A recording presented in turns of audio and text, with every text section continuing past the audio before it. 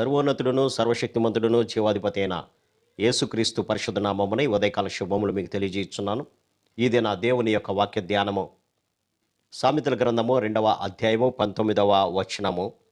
నా మాటలు వినిన ఎడల అనుంది. అంతేకాకుండా మొదటి వచనాన్ని గమనిస్తే, నా కుమారుడా, నీవు నా మాటలను అంగీకరించి నా ఆజ్ఞలను నీ యొద్ద దాచుకొని ఎడల అని అంటారు. అవును ప్రియులరా, ఆయన యొక్క మాటలు, ఆయన యొక్క ఆజ్ఞలు అనగా ఆయన తన యొక్క పరిశుద్ధమైనటువంటి మాటల చేత నింపబడినటువంటి పరిశుద్ధ గ్రంథమే ఆయన యొక్క మాటలు, ఆయన యొక్క ఆజ్ఞలు. ఇవి ప్రవక్తల ద్వారా పలికించినటువంటి మాటలు. ఎవరో ఒకరు కూర్చొని ఊహాజనితమైనటువంటి రాతల ద్వారా వ్రాయబడినటువంటి గ్రంథము కాదు, కానీ పరిశుద్ధమైనటువంటి గ్రంథము. దేవుడు తన యొక్క ఆత్మను పరిశుద్ధమైనటువంటి ప్రవక్తలలో నింపి ఆయన ద్వారా వ్రాయించినటువంటి మాటలే ఈ యొక్క మాటలు. అందుకని ఇక్కడ అంటారు, నా మాటలు అంగీకరించి ఆజ్ఞలను నీ యొద్ద దాచుకొని ఎడల. ఆయన యొక్క మాటలను మనం దాచుకున్నట్లయితే నీకు విజ్ఞానము లభిస్తుంది అని అంటారు. కాబట్టి ఈ మాటలు మనకు జ్ఞానాన్ని దయచేసేటువంటి మాటలు. ఈ యొక్క మాటలు మనలను కాపాడుతుంది, మనకు వివేచన కలిగిస్తుంది. అంతేకాకుండా అది దుష్టులైనటువంటి మార్గము నుంచి, మూర్ఖంగా మాట్లాడేటువంటి వారి చేతిలో నుంచి మనం రక్షిస్తుంది పిల్లరా. అవును, దుష్టులకు దూరంగా ఉండమని దేవుని యొక్క వాక్యము సెలవిస్తుంది. అపహాసకులు కూర్చుండే చోట నువ్వు కూర్చోవద్దు, దుష్టుల మార్గంలో నీవు నిలవద్దు అని అంటుంది. ఎందుకంటే దుష్టుడైనటువంటి ప్రతి వాడు కూడా దుష్టక్రియలు చేయడానికి ప్రేరేపిస్తూ ఉంటాడు. ఎప్పుడైతే దేవుని మాటలు మనం ఆలకించి జీవిస్తూ ఉంటామో దుష్టత్వాన్ని అసహించుకునేటువంటి వారుగా ఉంటారు దేవుని యొక్క బిడ్డలు. ఒకవేళ దేవుని యొక్క మాటలు నీలో లేకపోతే అది దుష్టి నుంచి వచ్చేటువంటి మాటలను నీవు ఆనందించేటువంటి వాడిగా ఉంటావు ప్రియులరా.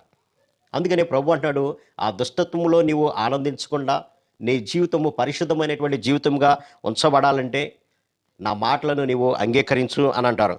మూర్ఖంగా మాట్లాడేటువంటి మాటలు నీ నోటి నుంచి రావు అని అంటారు పిల్లరా. కాబట్టి దేవుని యొక్క మాటలను అంగీకరించేటువంటి వారి యొక్క జీవితము ఈ యొక్క దుష్టులు కూర్చునేటువంటి మార్గం నుంచి దూరంగా ఉంటుంది. మూర్ఖపు మాటలు మాట్లాడేటువంటి వారి నుంచి మనల్ని దూరంగా వస్తుంది. అంతేకాకుండా దేవుని యొక్క జ్ఞానము కలిగినటువంటి వ్యక్తి జారస్త్రీ నుంచి తప్పించుకుంటాడు పిల్లరా. మృదువుగా మాట్లాడేటువంటి పరస్త్రీ నుంచి మనం తప్పించుకోవాలంటే దేవుని యొక్క మాటలే మన హృదయాల్లో ఉండాలి.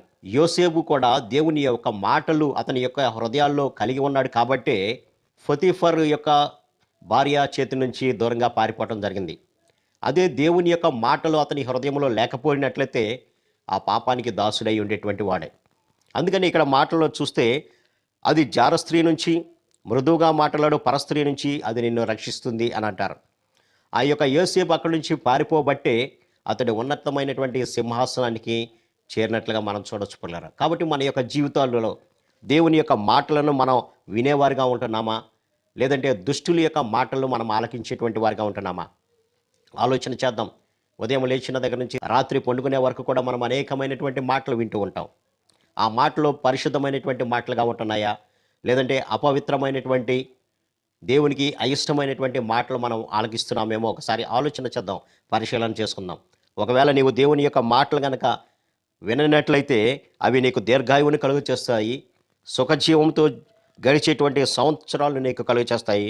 అంతేకాకుండా నీ జీవితానికి శాంతిని, సమాధానాన్ని దయచేస్తాయి అంటున్నాడు ప్రభు.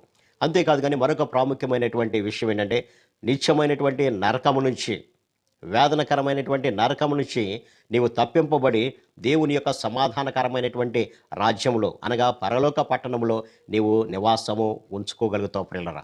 ఎప్పుడంటే ఆయన యొక్క మాటలు వినిన ఎడల ప్రియులరా.